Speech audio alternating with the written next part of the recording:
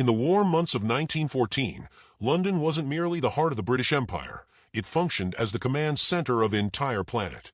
It was the gravitational hub of international finance, the main clearing point for global commerce, and effectively the giant safe where much of the world's accumulated savings slept. The British pound sterling wasn't simply influential, it dominated everything. It was considered equal to gold itself, and under the gold standard anyone could stroll into the Bank of England and swap paper currency for gleaming golden sovereigns. At that moment, Britain stood tall as the world's strongest creditor state. It possessed rail lines in Argentina, mines in South Africa, tea estates across India, and enormous industrial stakes in the United States. People considered it impossible that such a colossus of capital could ever fall, let alone sink into debt and plead for financial help. Yet within just 3 years of the opening shot of World War I, the unthinkable became the truth. The tale of how Britain surrendered its global financial throne isn't about battles lost on the field or catastrophes at sea. It is a narrative of how the costs of modern mechanized warfare devoured nearly 3 centuries of accumulated fortune in only a handful of months. It is the account of how influence slid across the Atlantic from London's historic stone banks to the rising steel towers of New York. And is the chronicle of the moment the United States discovered that an empire could essentially be purchased through the act of extending credit. When war erupted in August 1914, both the British government and British citizens suffered from a shared illusion. They were convinced the conflict would be brief. Their slogan was, "Over by Christmas." This belief didn't emerge simply from optimism. It came from financial assumptions. Economists in London calculated that a wide European conflict would be so ruinously expensive and so damaging to trade and credit networks that the world economy would collapse within half a year, forcing the warring nations to negotiate peace. But they were disastrously mistaken. Instead of collapsing, the global economy mutated into a ravenous creature consuming money at a speed no one had ever seen. The first shock arrived within days. As armies began mobilizing, the global financial system froze. The London Stock Exchange shut down for 5 months, the longest closure in its entire history. Yet British officials still felt sure of themselves. They believed they could fund the conflict the same way they had funded the wars against Napoleon, by using their deep gold reserves, their powerful tax system, and by financing their allies, France and Russia, who lacked Britain's wealth. Britain expected to serve as the banker for the Allied cause. But this war was unlike anything before. It was the first complete industrial conflict. It wasn't fought merely with troops and rifles, but with countless artillery shells, huge numbers of machine guns, endless tangles of barbed wire, and vast rivers of fuel. Crucially, Britain didn't manufacture enough of these essentials at home. To defeat Germany, Britain had to transform its entire economy into a wartime engine, but also import enormous volumes of raw materials and finished weapons. And only one country on Earth possessed the industrial capacity and natural abundance to supply the Allies at such scale: the United States of America. In 1914, the United States remained a giant, not yet fully awake. It was economically strong but politically isolationist and militarily modest. It was still technically a debtor nation. American factories, railroads, and industries had grown heavily with British investment money. British financiers held billions of dollars worth of American railroad bonds and stocks. Typically, dividends flowed from New York back to London. But once the British War Office began placing enormous orders for copper, steel, wheat, explosives, and machinery, the flow of wealth reversed direction. At first, Britain paid for these purchases with liquid cash, mostly gold shipped across the Atlantic. But the scale of orders was so enormous that the gold supplies began shrinking at a terrifying pace. A single day of bombardment on the Western Front could cost millions of pounds. By 1915, it became painfully obvious to British leaders that they were running out of money to pay American suppliers. To solve this crushing liquidity crisis, the British government turned to the most influential banker in the United States, John Pierpont Morgan Jr., Jack Morgan. His father had built the House of Morgan into a financial powerhouse comparable to a sovereign state. Jack Morgan admired Britain deeply, despised Germany, and recognized a massive opportunity to make his bank the most vital financial institution on Earth. In January 1915, the British government made a secret agreement with J.P. Morgan and Company. They designated Morgan as their exclusive purchasing agent in America. This meant that if the British Army needed 1 million rifles or millions of cans of preserved beef, they wouldn't contact manufacturers directly. They would send word to Morgan, who would handle procurement. In exchange, Morgan earned commissions on every item bought. It was a monumental deal. The House of Morgan effectively became the supply arm of the British Empire. Through its offices at 23 Wall Street, billions of dollars worth of contracts flowed. Factories that had been slumping in recession the previous year now roared back to life, running non-stop to meet British demand. Farmers in the Great Plains enlarged their operations to feed British troops. America grew wealthy from the conflict, while Britain steadily drained its resources. But by the closing months of 1915, the money crisis slammed back with even more force. The gold shipments that Britain depended on were no longer sufficient. The British Treasury had burned through mountains of cash simply to maintain the pace of the war, and now they needed a fresh strategy. They turned inward toward the private fortunes of their own citizens. The government issued a patriotic appeal, urging British investors to sell their American securities to the state. They wanted British individuals who owned stocks in companies like U.S. Steel, the Pennsylvania Railroad, or American Agricultural Trusts to surrender those holdings voluntarily. The government would pay these citizens in pounds, then liquidate the shares in New York for dollars to fund the war. It was essentially a polite form of asset confiscation, a soft expropriation disguised as national service. The government wasn't dipping into savings, it was tearing apart the nation's investment portfolio to purchase ammunition. It was the equivalent of a family selling their home and their heirlooms to settle a spiraling gambling debt. They were feeding the fireplace with their own furniture to keep from freezing. Yet even that massive dump of assets couldn't satisfy the monstrous financial appetite of the conflict. The Battle of the Somme in 1916 alone consumed shells faster than factories and treasuries could hope to supply. Britain realized it needed not just to sell assets, but to borrow heavily. They needed colossal loans from New York. They needed Americans to lend them the very dollars that would soon be funneled directly back to American factories through Morgan's purchasing operation. Money would complete a full circle. American investors lending to Britain, Britain paying Morgan, and Morgan paying American companies.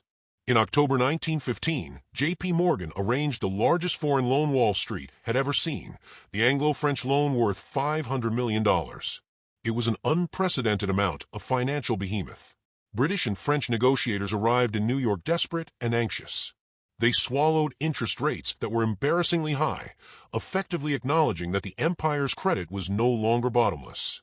But even that staggering loan vanished within months.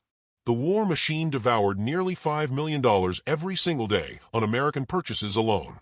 By 1916, Britain was living almost day to day, survival tied to whatever the banks of New York felt willing to extend. Every shipment of wheat, every shell order, every rifle contract depended upon the fragile goodwill of American financiers and the patience of the U.S. government. This was the moment when the geopolitical trap quietly snapped shut. President Woodrow Wilson, though formally neutral, ran for re-election on the slogan, "He kept us out of war." Wilson disliked the idea that private bankers might drag the United States into the conflict through excessive lending. He feared that America's economy was becoming too dependent on the war trade. And Wilson deeply resented that Britain repeatedly rejected his attempts to mediate peace. He believed that if Britain wanted to ignore American diplomacy, then America had the power to pressure them financially. Late in 1916, just as Britain prepared another gigantic bond sale in New York to keep itself from financial collapse, Wilson acted. The U.S. Federal Reserve, with the White House's approval, issued a formal warning to American banks and investors advising them not to buy any more short-term foreign treasury bills. It was essentially a public declaration of mistrust in the creditworthiness of Great Britain. The panic in London was immediate and severe. The British fundraising effort failed spectacularly. The pipeline of dollars shut down.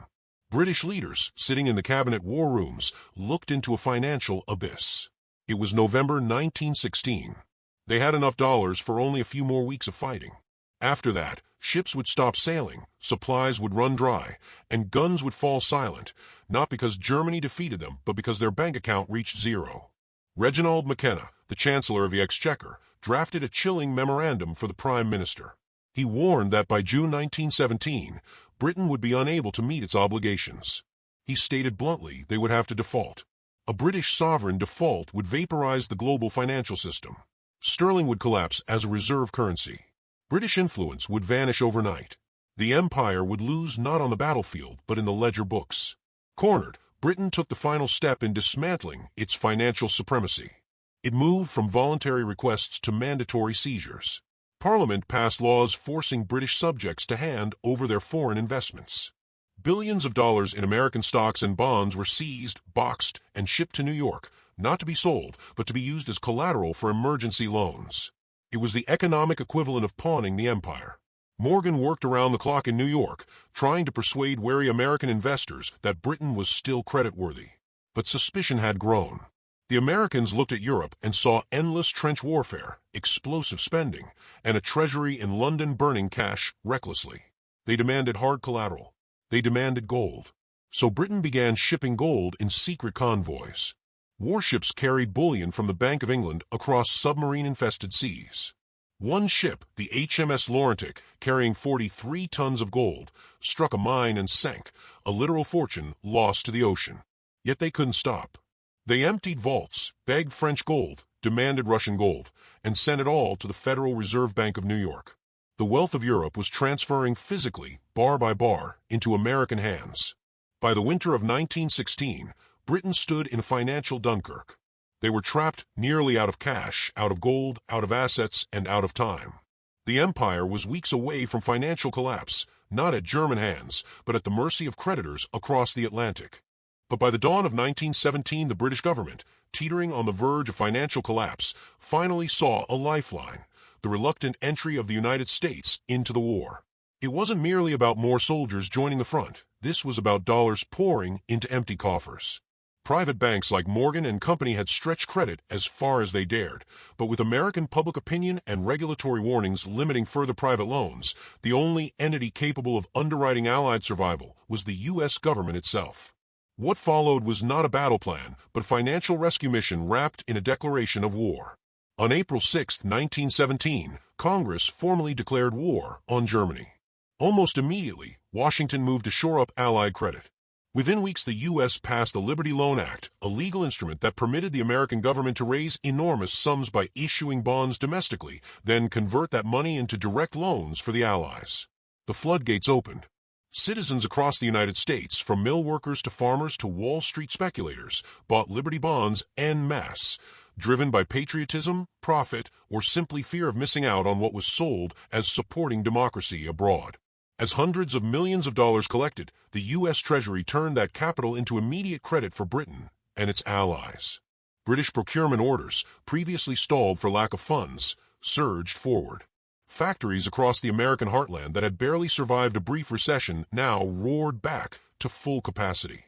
Steel mills switched into overdrive, ammunition plants ran day and night, farms expanded acreage to feed not only American families but also foreign armies.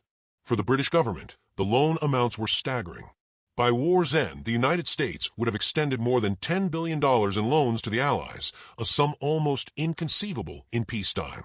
Of that, Britain received the lion's share, roughly $4.3 billion. But this bailout was far from free. These were loans with interest. They were denominated in dollars. What Britain accepted in desperation would echo across decades. The burden of repayment would fall on generations yet unborn. It would shape diplomacy, trade, and global finance for much of the 20th century. The immediate effect, though, was salvation. With American credit now backing the Allied cause, British supply lines snapped back into motion. The money that had once flowed from London, gold, sterling, and British shipping crates, now coursed in the reverse direction, from Washington to London, from Wall Street to the British War Office. What once had been British financial dominance became a fragile dependency. London's treasury no longer held the leash, New York did. Every major contract for steel, every order for food, every requisition for equipment needed clearance and dollars from the United States. The global dollar supply expanded dramatically. The financial weight of the Allies now rested on American banks and the American government. As the war raged on, Britain clung to hope that this American injection would keep them afloat until victory. And by November 1918, when the armistice was signed, the guns fell silent and the war was technically won. The armies of the Kaiser surrendered, the German Navy capitulated, and the grand territorial prizes, from former German colonies in Africa to former Ottoman lands in the Middle East, fell into British hands. On the surface, the empire stood taller than ever. Its borders had expanded, its prestige seemed unassailable. But underneath the pomp and the map redrawings lay a hollow victory. The financial autopsy was brutal. Over the course of the war, Britain had expended roughly £3.25 billion, a sum exceeding nearly 2 centuries' worth of previous government spending combined.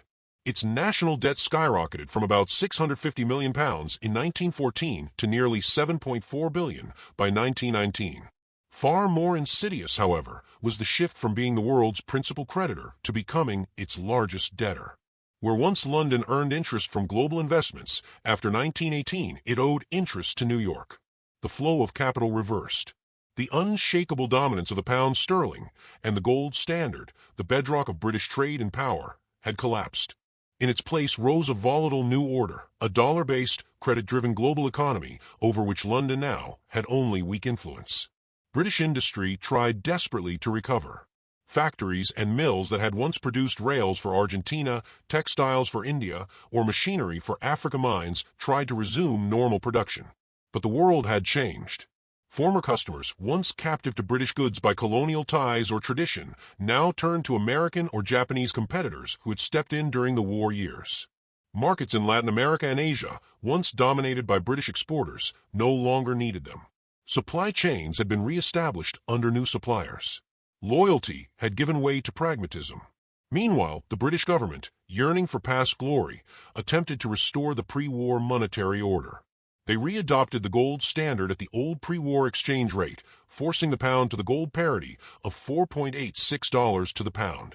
It was an act of pride and nostalgia, but also one born of desperation: restore confidence in the pound and reclaim financial sovereignty. Instead, it wrought disaster. The artificially strong currency made British exports prohibitively expensive on the world market. Demand for British goods collapsed. Industrial output shrank. Factories closed. Unemployment soared. The economy slumped into contraction, culminating in the General Strike of 1926 and a decade often referred to by historians as the lost years. As America entered its roaring 20s, fueled by the capital pumped in during the war and the rapid expansion of dollar-denominated global trade, Britain stagnated. The special bond once celebrated between two nations, wartime allies, quietly hardened into a relationship of creditor and debtor. London no longer dictated global finance, it answered to the dollar. The empire, while massive on the map, was mortgaged for decades to come. If the guns of 1918 had fallen silent, the financial chains they had forged did not. Britain traded sovereignty for survival, influence for credit, independence for loans. The 1917 American intervention might have been the emergency medics arriving just in time, but their bill came due year after year, generation after generation. The victory was real, the territory was real, but the prize was slowly drained away in interest payments, in lost markets, in weakened industry, and in a shrinking empire's dignity. By the time the Second World War erupted in 1939, Britain carried the financial wounds of the previous conflict like a weight strapped permanently to its back. The First World War hadn't simply drained the treasury, it had fundamentally altered the global economic landscape. The pound sterling was no longer the unquestioned anchor of world trade. British factories no longer stood unchallenged as the world's preferred suppliers. And the nation that had once lent money to half the planet was now entering a new war, still paying interest to the United States for the last one. Yet despite this weakened state, Britain felt morally compelled and geopolitically cornered to confront Nazi Germany. And once again, the financial realities lurking beneath the surface were as dangerous as any military threat marching across Europe. From the first weeks of the conflict, British leaders knew they could not afford another total war the way they had before. Their gold reserves were thin, their dollar accounts nearly exhausted, and their industrial exports incapable of generating the foreign currency needed to purchase vital American goods. But the war demanded everything: planes, food, ammunition, oil, machine parts, ships, raw metals, all produced in vast quantities across the Atlantic. Britain was fighting a modern mechanized war with the bank account of a fading empire. As the German Blitz intensified and losses mounted, Churchill understood very clearly that Britain was slipping into the same trap that had nearly destroyed them in 1917. They needed American support not just politically, but economically. They needed money, supplies, and credit, and they needed it fast. President Roosevelt sympathized deeply with Britain's struggle. But the United States was still officially neutral in 1940, and American law prevented outright loans or military sales on credit. So Britain was forced into humiliating arrangements to continue the fight. The system known as cash and carry required the British to pay for American goods up front in US dollars, a currency they were running out of, and then transport them on their own ships through waters where German submarines prowled relentlessly. To raise dollars, the British government engaged in what historians later called a financial strip search, liquidating assets around the world. They sold off vast quantities of American-owned securities at fire sale prices.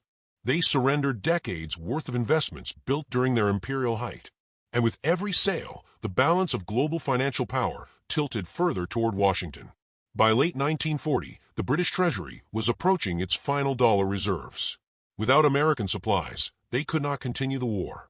Without credit, they could not purchase those supplies. The situation became so dire that Churchill sent one of the most desperate and revealing messages of the entire conflict to Roosevelt, explaining that Britain could no longer pay cash, but was still determined to fight. In other words, help us, or the war is lost. Roosevelt, understanding both the moral stakes and the political opportunity, responded with one of the most consequential pieces of legislation in modern history, the Lend-Lease Act. Lend-Lease transformed the relationship between the two nations forever. It allowed the United States to provide Britain with military equipment, fuel, vehicles, food, and essential raw materials without requiring immediate payment. But this was not charity. The act framed the assistance as something that would be settled later through compensation in kind, strategic concessions, or post-war arrangements. The U.S. supplied the goods and Britain, in practice, mortgaged its future to keep receiving them. The economic dependency that began in 1917 now hardened into something far deeper. American factories poured out ships, aircraft engines, artillery pieces, locomotives, trucks, radar equipment, and even entire merchant vessels, and Britain consumed them desperately just to stay alive. As the war expanded, so too did the scale of American credit. British shipyards were destroyed or overwhelmed, so the U.S. mass-produced the Liberty ships that kept food and fuel flowing across the Atlantic. British farms couldn't meet the rationing demands, so the U.S. sent millions of tons of wheat, butter, cheese, and meat. The Royal Air Force relied increasingly on American-built engines, American-produced aluminum, and American-manufactured radios. Layer by layer, dependency became the architecture of survival. By 1945, when the war finally concluded, Britain was on the winning side militarily, but on the losing side financially. The victory had broken the back of the Axis, but it had also shattered the last illusions of British global dominance. The empire remained vast on paper, but almost none of its territories produced the income required to maintain an imperial administration. The pound was so weak that it was nearly impossible to restore convertibility. The national debt had soared to numbers even more catastrophic than after World War I, and the loans owed to the United States stretched decades into the future. Britain was no longer the banker of the world, it was the world's largest borrower. The post-war years drove this point home more painfully than any battlefield defeat could have. To rebuild their shattered country, Britain needed yet another enormous American loan, this time negotiated reluctantly and painfully in 1946.